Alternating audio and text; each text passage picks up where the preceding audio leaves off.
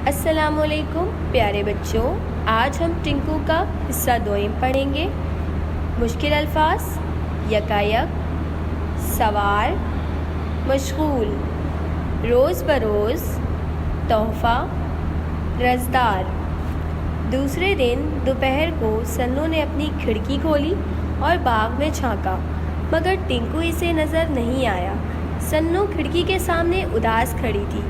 उसके सामने दरख्त के नीचे बैठी जंगली बिल्ली उठकर आहिस्ता आहिस्ता इसकी तरफ आने लगी। यकायक बिल्ली के पीठ के ऊपर एक सितारा जगमगाया और सन्नू को टिंकू का मुस्कुराता हुआ चेहरा नज़र आया।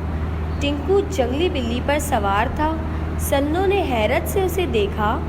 बिल्ली तुम्हें काट लेगी टिंकू, उसने पुकार कर कहा, मगर टिंकू बिल्ली पर बैठा रहा। बिल्ली सन्नू की खिड़की पर चढ़ आई और टिंकू इसकी पीठ पर से कूदकर उतर गया। चलो खेलें, वो बोला। सारी दोपहर टिंकू और सन्नू खेलते रहे।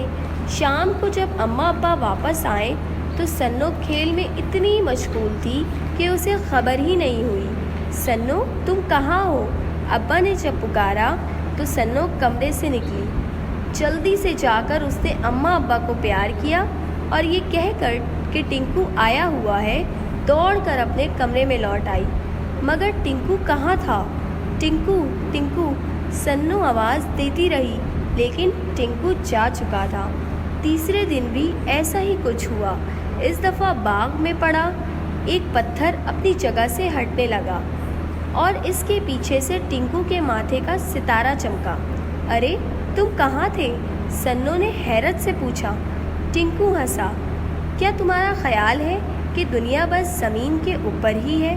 भाई, ज़मीन के नीचे भी एक बड़े मज़े की दुनिया है। वहाँ मेरे बहुत से दोस्त रहते हैं। मेरे दोस्त खरगोश का घर भी वहीं है। मैं उसके बच्चों को देखने गया हुआ था।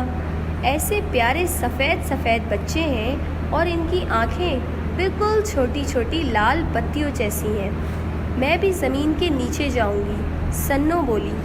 तुम नहीं जा सकती, क्योंकि तुम मेरी तरह छोटी नहीं हो, बल्कि तुम तो रोज़ बरोज़ बड़ी होती जा रही हो, टिंकू ने जवाब दिया। ये सुनकर सन्नो कुछ खामोश हो गई तो टिंकू बोला, अगर तुम चाहो तो खरगोश के बच्चों के लिए कोई तोहफ़ा भेज दो, मैं पहुंचा दूंगा।